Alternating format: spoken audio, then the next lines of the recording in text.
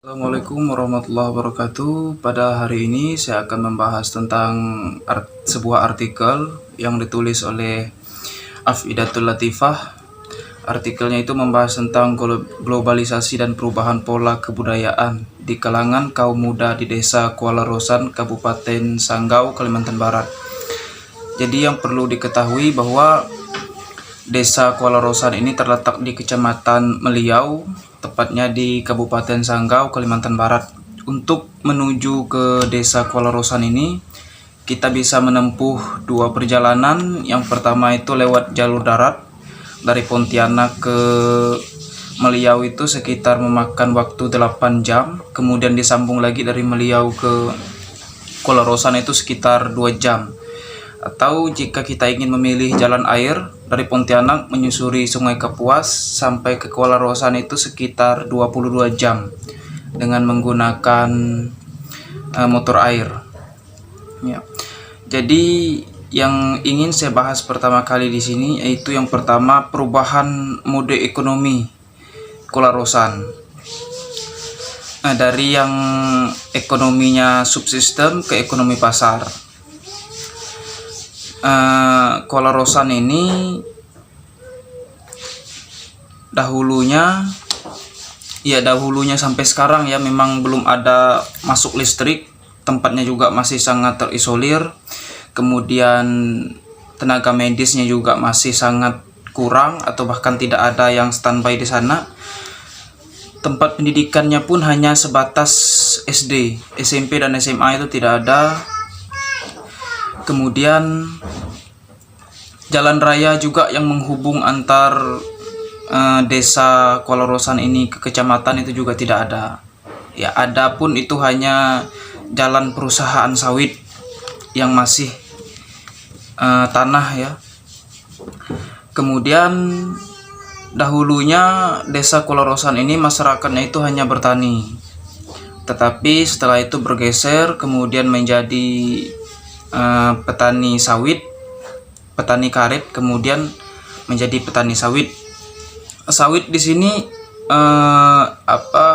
karet di sini awalnya masuk itu sekitar tahun 1980-an. Kemudian PT sawit juga di sini masuk itu pada tahun 1997-an. Ya. Dengan PT-nya yaitu PT Duta Sarana Pratama. Dari yang sebelumnya mereka hanya bertani, kemudian bergeser menjadi petani karet, kemudian menjadi petani sawit. Ada yang juga menanam sawit pribadi, kemudian ada juga yang bekerja di PT.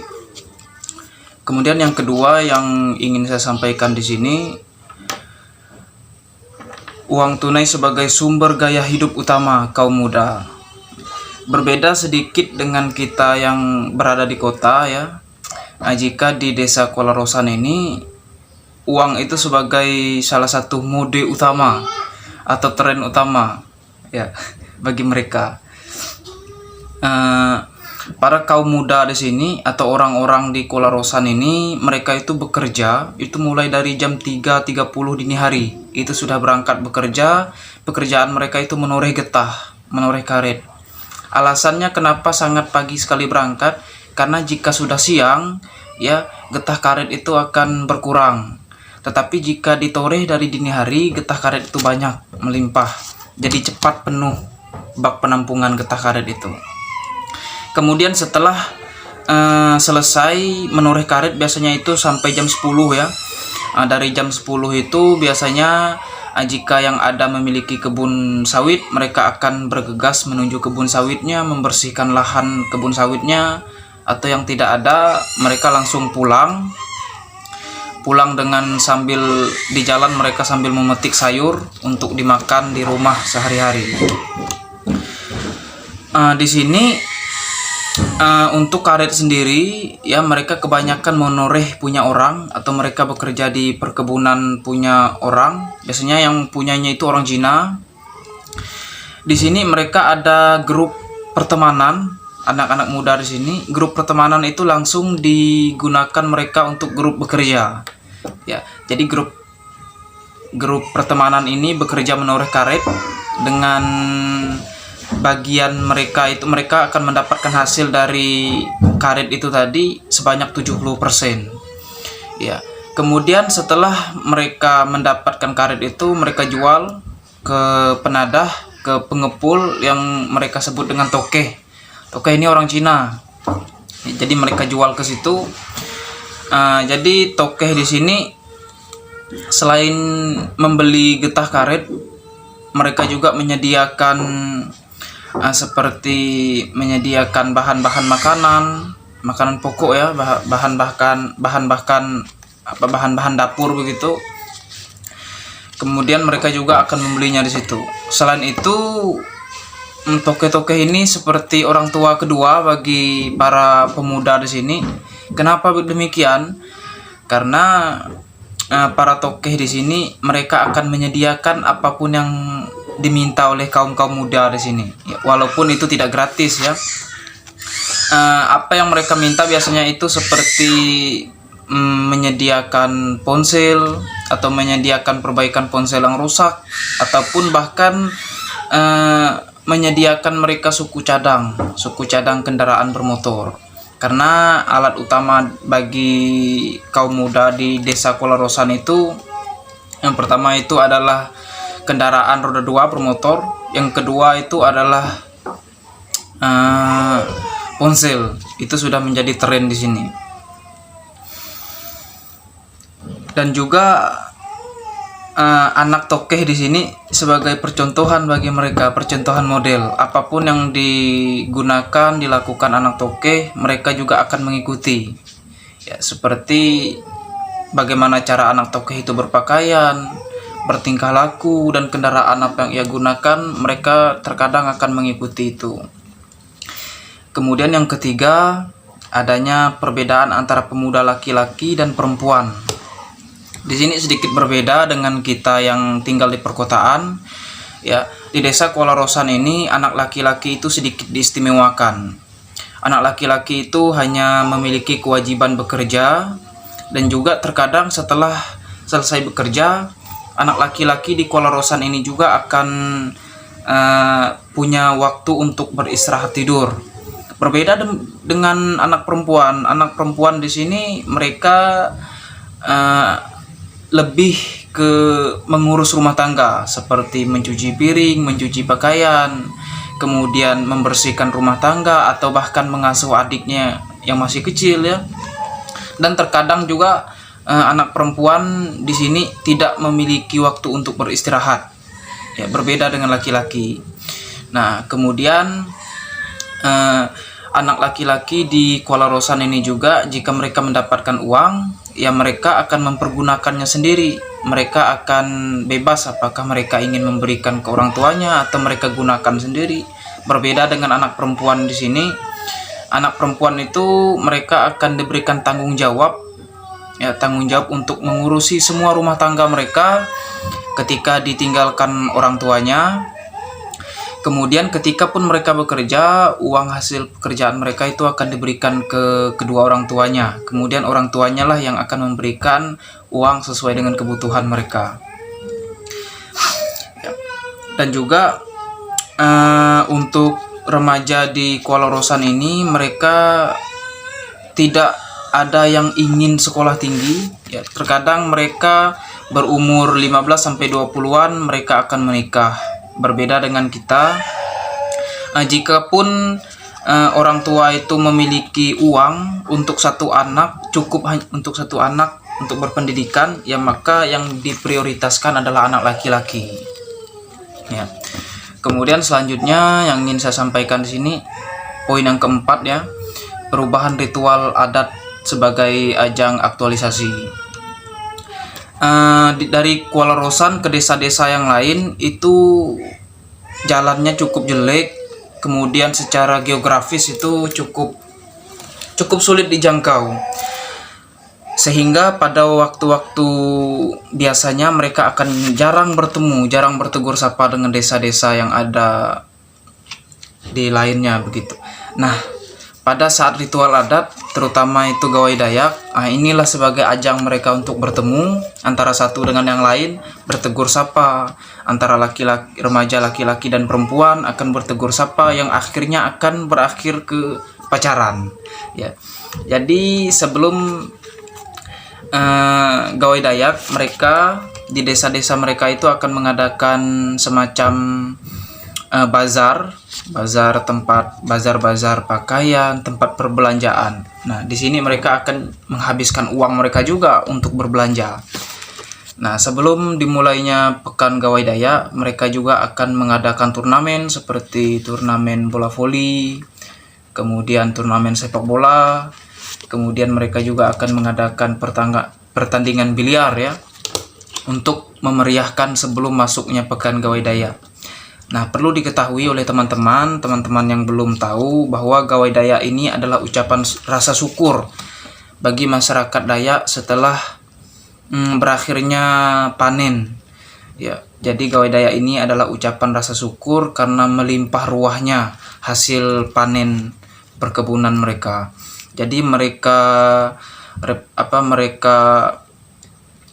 ucapan rasa syukur mereka itu mereka tunjukkan dengan Gawai Dayak. Nah, di Gawai Dayak ini mereka akan menyiapkan minuman-minuman tradisional seperti tuak, kemudian arak, kemudian makanan-makanan tradisional yang disebut mereka tolamak ya. Dari tolamak ini merupakan kue-kue tradisional yang berasal dari beras ketan. Ya. Kemudian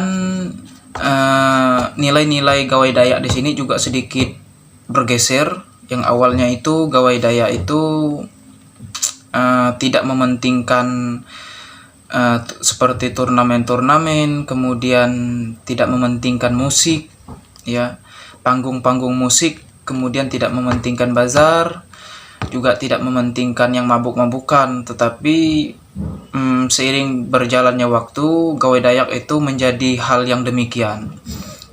Ketika mendengar Gawai Dayak, kita akan teringat dengan hal-hal yang memabuk-mabukan. Padahal sebenarnya Gawai Dayak itu pada dasarnya itu bukan hal yang memabuk-mabukan, bukan ajang untuk mabuk-mabuk, tapi ajang untuk mengaktualisasikan ya rasa syukur kita kepada para jubata, kepada para dewa-dewa, kepada para roh nenek moyang kita yang telah membantu kita dalam segala hal urusan pertanian sehingga hasilnya itu melimpah. Dan perlu diketahui oleh teman-teman juga, minuman tradisional suku Dayak itu hanya tuak, tidak ada arak. Arak itu ya karena ada pergeseran nilai makanya ada arak ya. Jadi minuman tradisional yang harus ada dalam Gawai Dayak itu hanya tuak, arak itu tidak. Arak itu hanya tambahan ya karena sudah bergeser nilai itu tadi. Nah, disinilah sebagai ajang bagi anak-anak muda di desa Kuala Rosan itu, ajang untuk mereka bertemu, berkumpul dan bertegur sapa dengan remaja-remaja yang ada di desa-desa lain. Kemudian yang kelima atau yang terakhir yang ingin saya sampaikan di sini, kaum muda menghadapi tantangan ekonomi. Ya. Jadi sebelum tahun 1920-an ya, masyarakat di desa Kuala Rosan ini mata pencarian mereka itu hanya sebatas bertani seperti menanam padi, kemudian berkebun, menanam sayur-sayur tradisional begitu. Tetapi setelah memasuki tahun 1920-an, kemudian datanglah orang-orang Belanda ke Pulau Borneo. Mereka memperluas wilayah jajahan mereka karena Pulau Borneo ini cukup subur ya, ditanami oleh karet.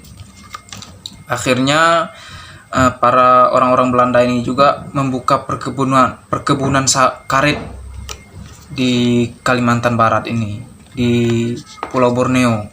Karena tanaman karet ini kan minimal dalam sehari itu harus disinari matahari 5 sampai 6 jam. Nah, Pulau Borneo ini sangat cocok sekali karena dilewati oleh garis khatulistiwa, sehingga mendapatkan sinar matahari yang cukup dan memadai, bahkan mungkin lebih ya. Kemudian setelah itu juga karet ini menjadi bahan komersil ya, yang bisa diperjualbelikan, yang memiliki nilai ekonomi. Yang pada dulu masyarakat di sini hanya menanam padi dan sistem barter.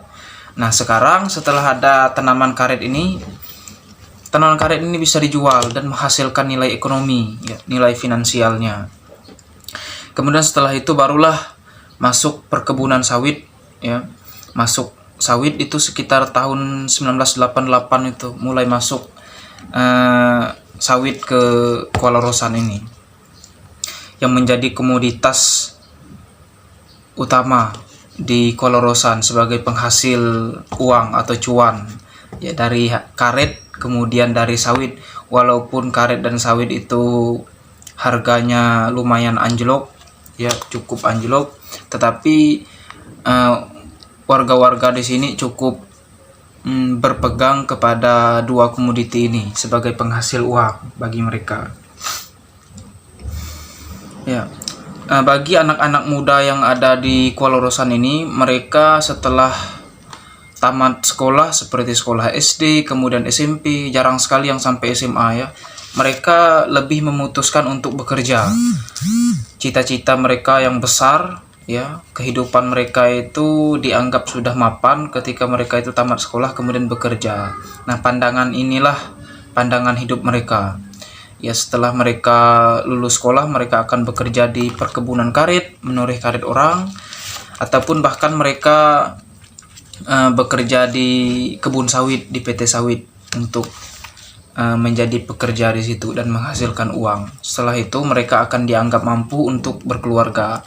Nah, ini adalah salah satu pola pikir bagi para remaja yang ada di Kuala Rosan sekaligus sebagai tantangan, ya, tantangan bagi mereka untuk menghadapi ekonomi selanjutnya. Karena tidak selamanya, ya, kita dapat bertahan dengan kehidupan menoreh dan bekerja di PT sawit sebagai petani. Nah, itu yang dapat saya sampaikan. Dan yang terakhir, saya ingin sedikit berkomentar dari artikel ini. Ya, di sini ada sedikit kekeliruan bahwa penulis mengatakan Gawai Dayak itu sebagai ucapan rasa syukur saat pesta panen berlangsung. Ini sedikit keliru. Ya, Gawai Dayak itu adalah ucapan rasa syukur setelah panen. Jadi bukan saat, tetapi setelah panen. Itu saja yang dapat saya sampaikan. Lebih dan kurangnya saya mohon maaf. Sekian dari saya. Wassalamualaikum warahmatullahi wabarakatuh.